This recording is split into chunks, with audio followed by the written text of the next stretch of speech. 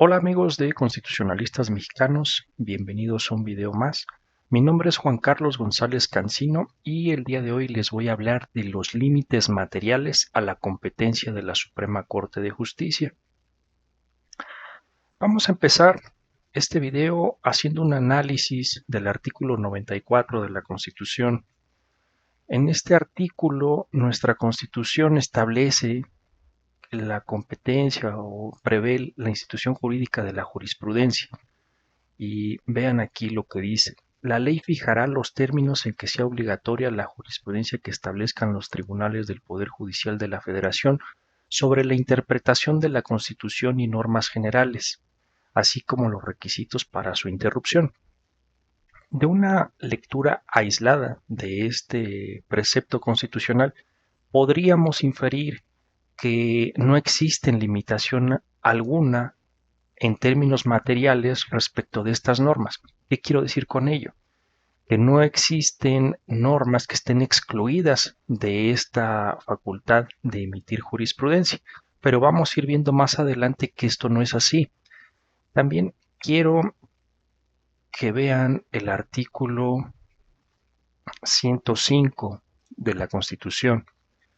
Y aquí establece que la Suprema Corte de Justicia va a conocer de los siguientes asuntos. Habla de las controversias constitucionales, en la fracción primera, también habla de las acciones de inconstitucionalidad, y en la fracción tercera habla de ahí de un recurso de apelación, que de forma excepcional se puede plantear también. Si analizamos, por ejemplo, el caso de las acciones de inconstitucionalidad, que es en la fracción segunda, podríamos también llegar a la misma conclusión de que no existe una limitación material. ¿A qué me refiero? A que todas las leyes pueden ser objeto de este procedimiento de acción de inconstitucionalidad, pero vamos a ir viendo que esto no es así. También recordemos que existen algunas competencias ya establecidas en la Constitución a favor de la Suprema Corte de Justicia. Por lo general van a ser en el tema del recurso de revisión. Aquí lo estamos viendo.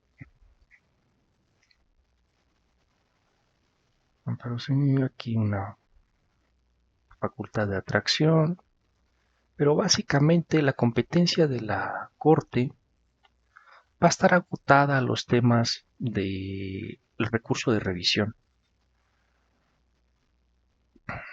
Aquí dice, para decir sobre el amparo directo.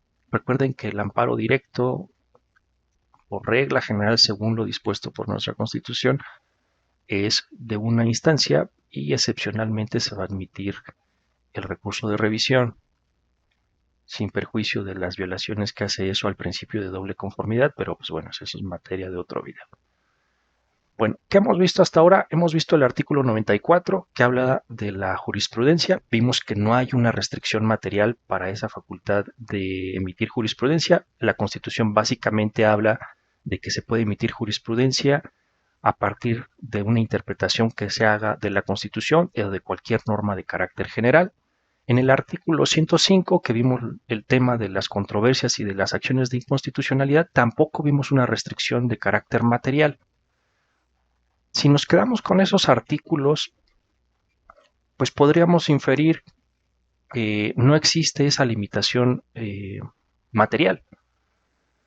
La restricción material la vamos a encontrar en el principio de imparcialidad y esta la vamos a encontrar en el artículo 17 constitucional. Recordemos que la Suprema Corte de Justicia es un órgano jurisdiccional y al ser un órgano jurisdiccional está sometida al debido proceso, está sometida también a respetar las garantías que se dan en la materia jurisdiccional.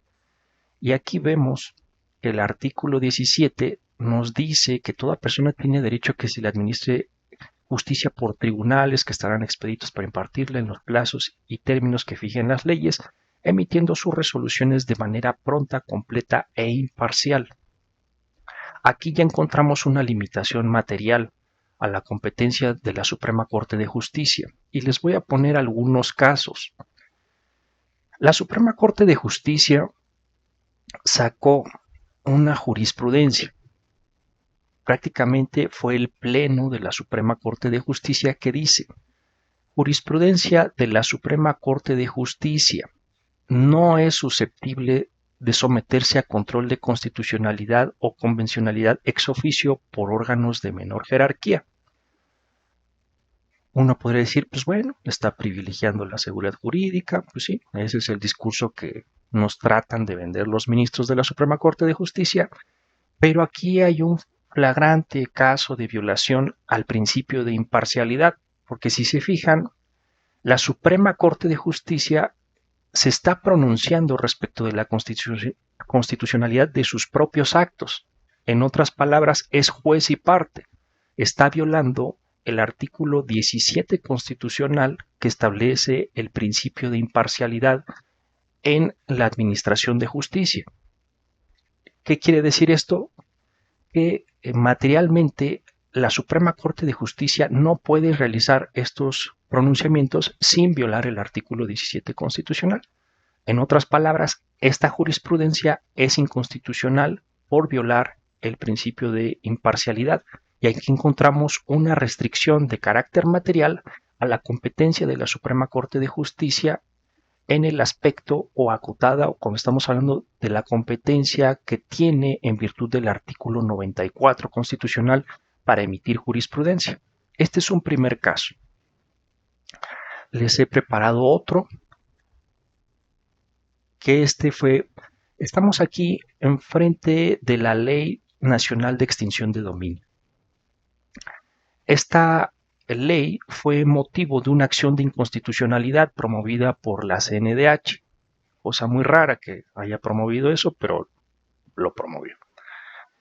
Y si se fijan, aquí está un listado de delitos que pueden dar origen, que pueden ser supuestos de procedencia. Dice, para los efectos de esta ley son hechos susceptibles de la extinción de dominio de conformidad con el párrafo cuarto del artículo 22 de la Constitución los siguientes, y empieza a hacer un listado. Y vemos aquí en la publicación de esta ley que está en la Cámara de Diputados, en la página de la Cámara de Diputados, vemos que hay unos comentarios. Aquí dice: párrafo declarado inválido por la sentencia de la Suprema Corte de Justicia en la acción de inconstitucionalidad notificada para efectos legales con tal fecha. Y vean aquí, la Suprema Corte de Justicia invalidó estos delitos. En otras palabras, estos delitos ya no pueden dar pie, o estos hechos que están vinculados a esas investigaciones ya no pueden dar motivo al procedimiento de extinción de dominio. Pero vean, aquí se está cometiendo otra violación al principio de imparcialidad, porque la Suprema Corte de Justicia invalidó como causal de procedencia a los delitos cometidos por servidores públicos. Y los ministros de la Suprema Corte de Justicia son servidores públicos. Entonces, aquí nuevamente la Suprema Corte de Justicia está siendo juez y parte. Y es más, pensemos mal, hasta incluso pudiera ser que los ministros, si es que alguno está vinculado en temas de estos, de corrupción y demás, puede ser que hasta incluso buscaron proteger a sus familiares porque también quitaron el tema del encubrimiento. Entonces, vean aquí, lo que sí es contundente es esta fracción, la H, delitos cometidos por servidores públicos. Los ministros de la Suprema Corte de Justicia actualizan esa definición, tienen ese estatus. Entonces, ahí nuevamente son juez y partes. Entonces, aquí encontramos otro caso más en el cual se viola el principio de imparcialidad. Ahora, algo que también está interesante es que no todo va a estar acotado materialmente por el principio de imparcialidad del artículo 17. Hay un caso bastante interesante que es esta tesis que la Suprema Corte nos la quiso vender con bombo y platillo, que es la contradicción de tesis 293 2011, en la que supuestamente se habla de cuál es la jerarquía de los tratados internacionales en materia de derechos humanos. Ya hemos hecho algunas críticas al respecto, en el canal las pueden encontrar. Lo relevante aquí es que si se fijan en esta tesis de jurisprudencia por contradicción de tesis, la Suprema Corte de Justicia no está anulando, no está declarando la inconstitucionalidad de los tratados internacionales que contengan derechos humanos más amplios o más extensos que las restricciones establecidas a nivel constitucional. Es decir, cuando se trata de invalidar o de declarar la inconstitucionalidad de un tratado internacional, ahí sí tiene competencia la Suprema Corte de Justicia, pero no es el caso de esta contradicción de tesis. Esta contradicción de tesis, básicamente lo que está haciendo, y aquí vamos a recurrir a la Convención de Viena sobre el Derecho de los Tratados, en el artículo 1, me parece que es el inciso D, nos define qué se va a entender por reserva para efectos del derecho internacional. Se entiende también por el contexto de los tratados. Se entiende por reserva una declaración unilateral, cualquiera que sea su enunciado o denominación, hecha por el Estado al firmar, ratificar, aceptar o aprobar un tratado o al adherirse a él, con objeto de excluir o modificar los efectos jurídicos de ciertas disposiciones del tratado en su aplicación. Si se fijan, la contradicción de tesis 293-2011 se asemeja muchísimo más a una reserva que a una declaración de inconstitucionalidad.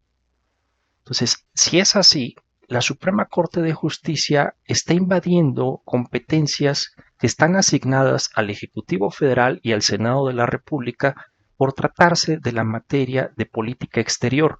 Y recordemos que en el caso de México, la política exterior está asignada al Ejecutivo Federal, que es quien celebra los tratados, y al Senado de la República, que es quien aprueba la política exterior que está implementando, que está llevando a cabo el Ejecutivo Federal. Este es un caso interesante porque la tesis podría ser constitucional si hubiera declarado la inconstitucionalidad del tratado, pero no lo hizo. Más bien está actualizando, está haciendo una declaración que tiene por efecto excluir los efectos jurídicos de un tratado. Entonces, está actualizando más la definición de reserva. Entonces, este es otro tema, este es otro ejemplo en el cual vemos una limitación material a la competencia de la Suprema Corte de Justicia de la Nación. Ahora vamos a ver algunos casos, o simplemente les voy a enunciar algunos casos en los que se da también una violación al principio de imparcialidad, pero ya no por parte de todo el órgano colegiado, sino por parte de los individuos que conforman ese órgano colegiado. Y aquí recientemente hemos tenido algunos casos. Pongamos como primer ejemplo la prórroga del mandato del ministro Saldívar para el cargo de presidente de la Suprema Corte de Justicia.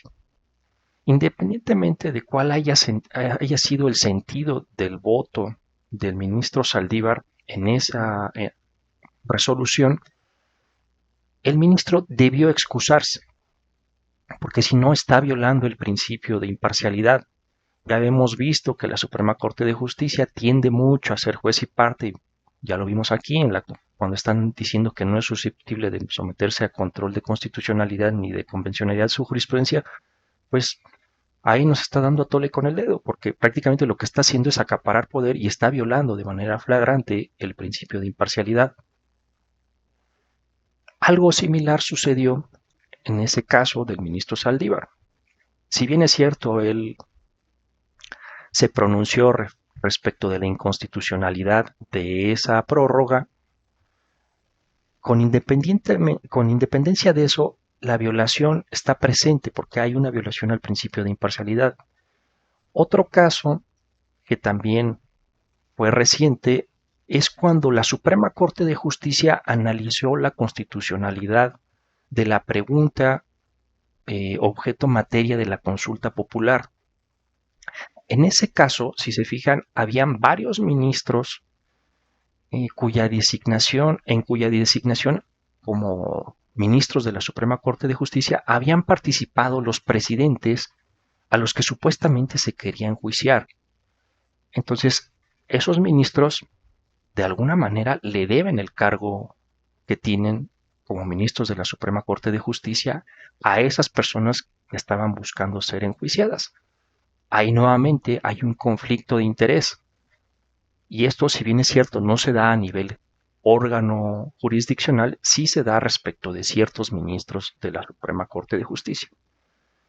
Entonces, como pueden ver, sí existen limitantes de carácter material a la competencia de la Suprema Corte de Justicia de la Nación. Siempre que la Suprema Corte de Justicia esté analizando la constitucionalidad de una ley que tenga como destinatarios de normas a los servidores públicos, a los integrantes del Poder Judicial y demás, ahí se está dando un caso de violación al principio de imparcialidad. También hemos visto que en algunos casos, como es el tema de política exterior, pues ahí eso no le corresponde a la Suprema Corte de Justicia. Eso le corresponde al Ejecutivo Federal y al Senado de la República. Y, repito, cosa distinta hubiera sido que la Suprema Corte de Justicia hubiera declarado la invalidez de algún tratado internacional en particular. Ahí sí tiene competencia, pero para hacer reservas, no, eso sí no tiene competencia. Pues bueno, hasta aquí este video y nos vemos en el que sigue. Muchas gracias.